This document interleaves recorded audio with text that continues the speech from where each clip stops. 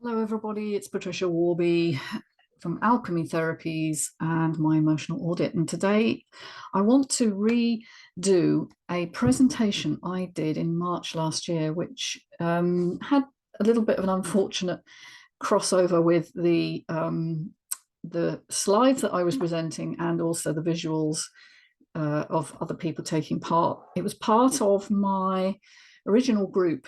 If I share screen, I will show you. I have a group that I run every month called the Online Community Membership, which you can see here, which you're able to book on if you're interested. And I do presentations, short presentations, and then a discussion on aspects to do with emotional healing, trauma, and well-being. And the one I want to cover today, which I'm going to just share that with you, is to do with emotions and emotional resilience. Because emotions, as I've intimated, are more than just feelings. They are part of our physiological regulation. They affect us physically, and they're part of our biology. And so it's really important to understand that emotions have a greater significance than anybody really realizes. And in fact, emotions are what make us human. They give the depth and the vibrancy and meaning to life, but they can also hijack us and create great suffering if they are repressed. Now, what do I mean by repression? Well, emotions are meant to be felt and digested or processed, just like food is. I mean, if you're intaking food and you're not digesting it properly, you do get ill eventually. You get chronic disease. And the same is true with emotions. Now, I know this is a little bit controversial, but I do believe that emotions are truly part of mental, physical, and spiritual health. And they are meant to move. They're meant to be assimilated, digested. That's why I think they're called emotions. There's a movement to them. But sometimes they get stuck. And I can't think of a better word, but stuck emotions live on in your body, creating symptoms which become medically unexplained because modern medicine doesn't really deal with the more psychological and emotional aspects of health and healing. So if I asked you, how are you?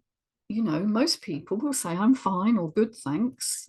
But if I asked you really, how are you? You might, if you felt you trusted me, maybe I'm a friend or somebody you feel you can lean into, you might give me a little bit more on, well, actually, I've been a bit down lately, or I'm struggling with this. And that enables an emotion to be shared, to be witnessed, to be felt, which is hugely uplifting for our bodies to know that we are held in a safe place with another person. It's what I call interpersonal safety. And it's a key aspect, actually, to being well physically, because if you're repressing emotions, it takes a huge amount of energy to keep those emotions down. And what happens? Well, they come out in another way.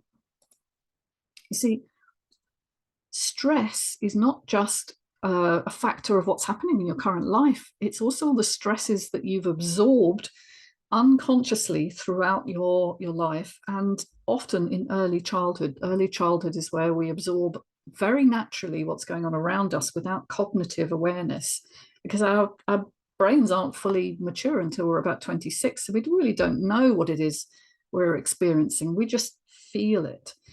And so stress can be not just what's happening in your life right now, but it can be a past experience that hasn't been resolved. And that may lead to feeling very down or depressed. Sometimes it leads to anxiety. And it's really about unmet needs. Maybe you're feeling anxious, or you've got anger issues and you're flying off the handle for no apparent reason. These are most likely buried memories of feelings that you haven't dealt with.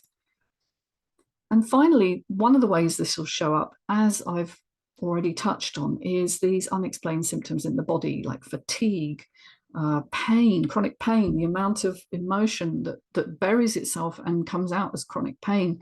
Because what it does is it tightens up your whole system, because it feels like your body is under a sense of threat or danger. And that will translate into your physical self as a form of restriction or constriction.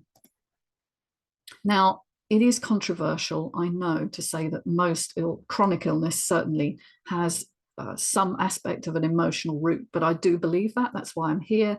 That's what I found in my healing journey. I had to get to the emotional roots that I hadn't dealt with, that I thought I had because I dealt with them cognitively, but I hadn't dealt with them unconsciously in the body, in a feeling state of safety. So just understand, emotions are not just mental feelings. They have an energy or a vibration that creates a neurohormonal signal, which changes your biology and can create symptoms of illness when chronically repressed or unbalanced. And if we look at emotions as signals here, we'll see that there's a range from contractive to expansive emotions, from shame, which is one of the most difficult emotions that most people have that creates chronic illness, guilt, I would say maybe disgust or apathy, grief is a big one, and fear, moving up through anger and pride and courage. And gradually we're getting to what most people think of as more positive emotions, but I want to get out of the negative and positive and just stick with what we know, which is that certain emotions have a low energy vibration and other emotions have a higher energy vibration. You see, human beings are energetic. We're not just physical. And we have resonant frequencies, which you can measure, actually. Biophysics knows this. Hence, brain scans and heart monitors. But we don't tend to think of it in terms of an emotional resonance. But emotions have a vibration, just like thoughts or beliefs. Beliefs, if you're thinking a negative thought the whole time, or you have a negative belief about yourself, this transfers biologically into your body in a cellular way. And so you get a lack of repair, a lack of rest. And so what messages you're sending, whether you're saying, I'm okay and I'm fine, truly, I feel good about myself, or you're running these old scripts and old programs, which translate cellularly as a feeling of danger or threat. It's actually called the cell danger response.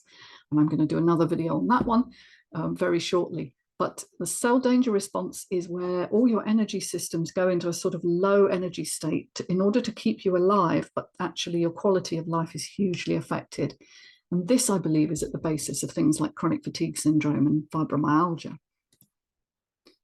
Emotions are complex things, all right? Then they're part of the normal human expression, as I've said, but they're not all the same. And here are three that I think are particularly problematic for humans: abandonment, betrayal, and humiliation. Now, these happen routinely as part of childhood, would you believe? You don't have to go through a very traumatic childhood to have experiences of any of these three. Abandonment can just be felt when, I'll give you an example. My mum failed to pick me up from school one day. I don't know, she got lost or stuck, or and she was late, and I walked home and she wasn't there, and then I walked back to school and she wasn't there, and eventually we met halfway. And I had a really strong memory of being abandoned there because she wasn't where I'd expected her to be. Or it could be just that a parent turns away when you need them. It can create a huge sense of betrayal if a parent promises you something then doesn't deliver, or a friend decides they don't want to be friends with you anymore, or talks behind your back. Being exposed in front of others creates a great deal of humiliation. So if maybe a boss at work criticizes you in front of your colleagues, that creates a great deal of humiliation. But it might also trigger memories from the past, which are equally humiliating. So maybe you were forced to do something that you found deeply shameful. And these are what I call the complex emotions of childhood. And they can create a sense of threat in our back brain, which is the part that links to our survival and our physiology. And particularly so if we are highly sensitive emotionally. And 20% of people in the world generally are highly sensitive. There's a distinct category. And I would say 95 to 100% of the clients that I work with are highly sensitive. And that's why they've got chronic illness. They're very empathic to other people, and they pick up on emotional signals much more readily than most people do. And if that emotion is one that's threatening in some way, or it makes us feel bad about ourselves, then these are considered threats as far as your emotional brain is concerned, threats to your survival. It's almost like you're being chased by a predator. That's how it feels.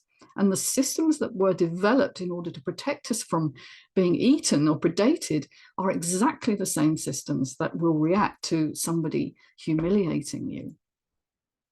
And so if you've got a chronic burden of unprocessed emotions from your past, usually from childhood, these are stored as forms of memory called implicit memories, and they're feeling states of feeling unsafe, and they're very easily triggered by current experiences which may be happening unconsciously in your life. And you know, it's all so much worse if those experiences that happened in childhood were experienced in a state of no safety. There was nobody to share the experiences with or to help dampen that emotional response and soothe it. And if that occurs, as it does with many, many people, these experiences stay stuck as emotional implicit memories in our back brain. And that actually creates this cellular signal to stay stuck in our bodies as long-term chronic symptoms. And so in order to promote resilience, if you think about the word resilience, it's actually a word that is an engineering term for when you deform something and how it bounces back afterwards. You need emotional safety in order to be able to process stuff. And when people get chronically unwell, they often feel very unsafe because they lose their meaning, and sometimes they lose their friends, and they certainly lose their status. And bringing back emotional resilience is all about learning to feel safe again, or safe for the very first time if you've never experienced that. You see, then we can feel things and be okay. Most of us go to our thinking brains to try and resolve this issue. And it's actually being able to process in your body the feelings that you're having and be okay with that, to think and feel at the same time. It's all about balance, actually. And social and interpersonal support is so, so very key to feeling safe in your body and being able to process the things that maybe overwhelmed you when you were young. To think and feel at the same time isn't as easy as you imagine, because often we get hijacked by our thinking brain and it takes over, and we're able to repress our emotions quite successfully for a while until about middle age, and then they usually come crashing through. It needs a properly integrated brain, and that's both left and right sides of the cortex, the hemispheres, but also the front and the back brains, because you have this survival emotional brain towards the back. And of course, don't forget also there's a brain in your heart and your gut, and they have a connectivity to your cerebral brain too. And you know, depression, we consider that a disease today, a disease state, but actually it's where our internal integration is signaling that something's wrong. It's where our emotional needs are not getting met, and that is signaling to our survival brain that something's really off. And so if our emotional needs are not met, then depression is the natural result of that. And modern medicine misses this link completely and sees it as a failure of neurotransmitters. But that's very much further down the line. It's your emotional needs that drive the neurotransmitter imbalance. And I will be covering more about that next time. So if any of this sounds interesting to you and you'd like to join us, please come along, alchemytherapies.co.uk, book online for the online community membership, which happens on the first Wednesday of every month. And I do record the presentation, so even if you can't make it live, you do get a copy of the presentation. But if you can make it live, it's wonderful, because we get to discuss this in a group of like-minded people, and we get to share our experiences together, which is all about safety and healing. So I'd love to see you there. Thanks so much, and see you soon. Bye-bye.